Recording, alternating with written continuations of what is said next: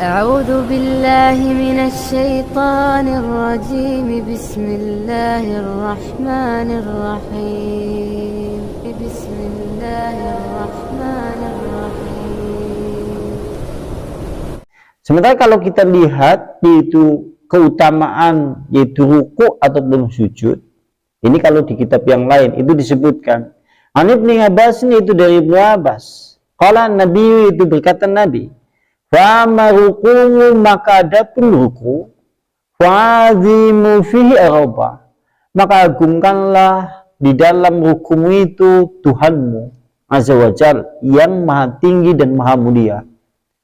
Wa amma sujud, maka tatkala kemudian engkau bersujud, wajtahidu, bersungguh-sungguhlah di dalam doa, maka faqaminun, tatkala kemudian engkau sungguh-sungguh di dalam ruku, di dalam sujud, maka doa-doa sampean akan dikabulkan oleh Allah. Sampean yang ruku benar, sujud benar, maka tatkala nanti berdoa kepada Allah dikabulkan oleh Allah Subhanahu wa taala. Boleh jadi sebagaimana yang disebutkan yaitu di dalam hadis. Di dalam hadis itu kan disebutkan aswa'un nas, sejelek-jelek manusia itu adalah pencuri.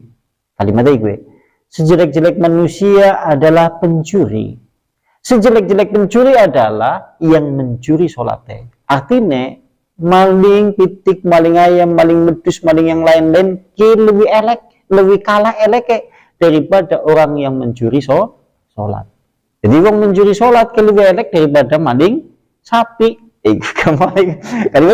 Karena di dalam kalimatnya Rasulullah menggunakan kalimat aswa'un nasi syaraqah, sejelek-jelek manusia yang menjadi pencuri adalah yang mencuri sholatnya.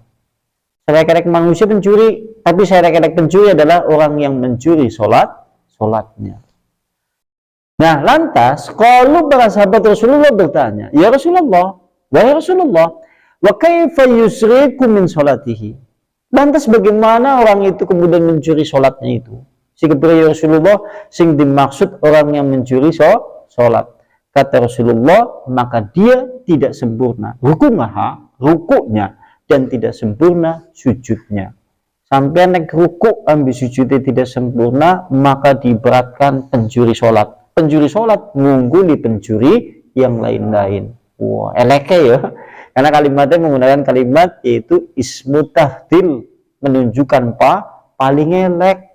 Jadi tingkatan pencuri paling elek ya orang yang mencuri sholatnya dewek padahal sering. Apa mending kalau ada kepentingan-kepentingan yang lain, kadang-kadang sholatnya kemudian tidak pandang bulu apakah kemudian itu sudah tumanina, apakah belum.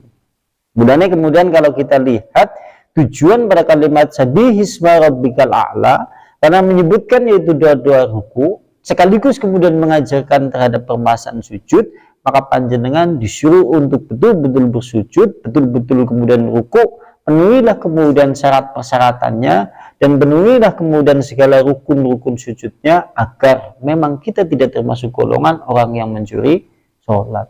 Tujuannya apa? Sekalipun pendek doanya tidak apa-apa, yang penting dewek tumanina. Subhana rabbiyal a'la, subhana rabbil a'la, tidak apa-apa seperti itu, yang penting aja ngasih mencuri sholat. Karena permasalahannya gini, kalau kita berbicara masalah hukum ruku maka wajib, berarti hukum ruku maka fardiyah berarti fardu. Makanya kalau antum masuk ke dalam kategori ilmu fikih, fardunya sholat diantaranya adalah ruku. Artinya nek sholat orang ruku sah. Artinya kemudian dia ruku tapi kemudian tidak sempurna, berarti rukunya tidak sah. Kalau rukunya tidak sah, berarti sholatnya kemudian berkurangi oleh pahala-pahalanya, boleh jadi mungkin gugur atau batal. Kemudian berikutnya juga kemudian tumaknina. Persyaratan kemudian yang kedua diantaranya ruku sekaligus tumaknina. Tumaknina itu tenang, tidak terikat gerakan sebelumnya atau setelahnya. Yaitu sejeda, yaitu bilangan kalimat satu subhanallah. Jadi jedane kira-kira nek sampean kayak ngucap subhanallah. Misal contohnya gini, Allahu Akbar, kira-kira subhanallah wis anteng, Bisa enten berarti nembe jenengan maca subhana rabbiyal a'la aja langsung kan melaku tapi lebih maca subhana rabbiyal a'la seringnya nih ya. Yang seperti ini ya tidak tumanina karena seperti begitu Allahu akbar meneng tenang kira-kira satu jeda ucapan subhanallah seperti itu jenengannya tumanina tidak terikat pada gerakan sebelumnya tidak terikat pada gerakan setelahnya berarti meneng disit konek wis menang wis ora terikat yang gerakan sebelumnya kan bisa setelahnya nembe sampean maca subhana rabbiyal a'la dewek seringnya kami melaku karena Allah Akbar nututi langsung subhana rabbiyal a'la jadi boleh jadi mungkin isi obah seperti ini doanya wis rampung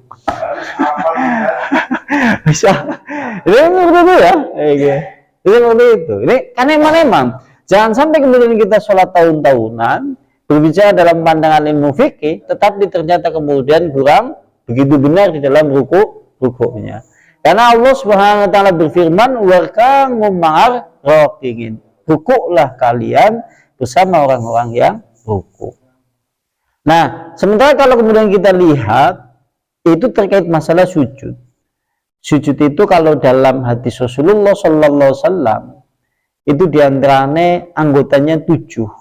Anggotanya kan itu sujud anggotanya 7 tatkala Rasulullah kemudian mengucapkan jabhah wa asyara itu Rasulullah ngomong jabhah tapi kemudian wa asyara ila anfihi tapi Rasulullah kemudian berisyarat kepada hidungnya dia ngomong jabhah ki artinya kening batuk jabhah kudunya kan mencungin kan ya jabhah kayak ngomong kening di sini sih tapi Rasulullah ngomong jabhah isyaratnya ke sini jabhah padahal bahasa Arab anfun hidung jabhah kening Rasulullah ngomong jabhah tapi kan bisa isyaratnya mengene jabhah ya jabhah ini memiliki tujuan karena tujuannya adalah tatkala panjenengan sujud menempel antara kemudian sini dengan sini itu dia menurut itu penjelasan hadis. Ini rukun yang pertama. Yang kedua kemudian rukun ini yaitu dua telapak tangan.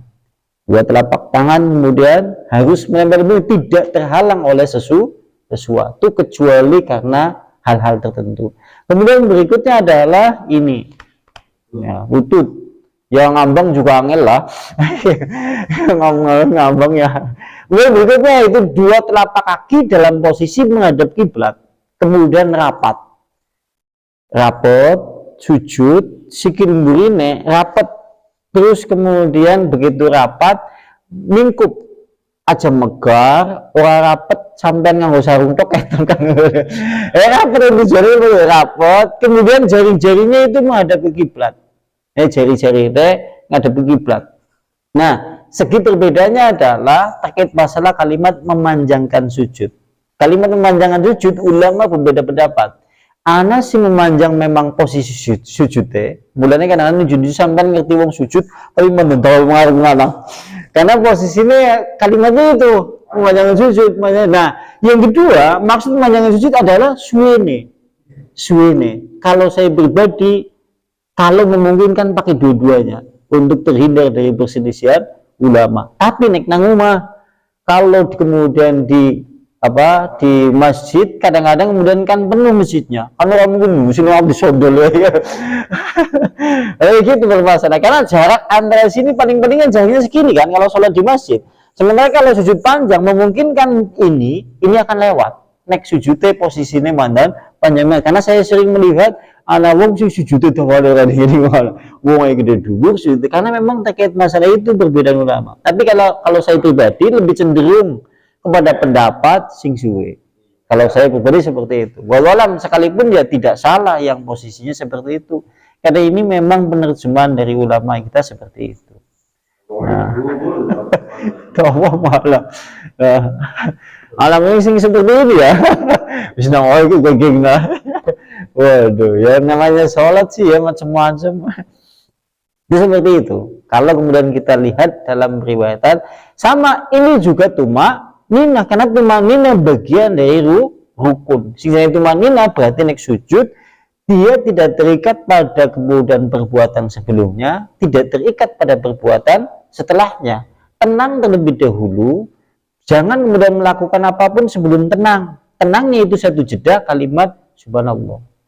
Sampai yang begitu tenang ya jangan ngomong setenang subhanallah, setenang subhanallah. Kira-kira nanti kalimat subhanallah ya sebiasanya kan cepat. Paling-paling berapa detik ya. Sekalipun nanti kemudian membaca doanya itu adalah sunnah. Jadi membaca doanya ke sunnah. Sampai orang membaca doa ruku, doa sujud, tidak apa-apa. Sing wajib maka ruku tumaninai kambi sujud tumanina. Doanya adalah sunnah.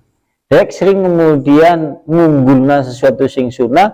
Contohnya kita doanya tapi terkait masalah gerakan ruku dan sujudnya tidak kita perhatikan, sehingga yang terjadi kita sering kemudian mengutamakan sesuatu yang sunnah, yaitu mensampingkan yaitu kondisi yang wajib. Contohnya dalam perkara ruku kambi sujud, kan banyak kaum muslimin yang tidak memperhatikan tumanina, tapi mereka sangat memperhatikan doa ruku dan doa sujud. Padahal kalau suatu saat tidak dibaca, tidak apa-apa. Sampai sholat kepengen cepet tulis, sing penting tumanina baik.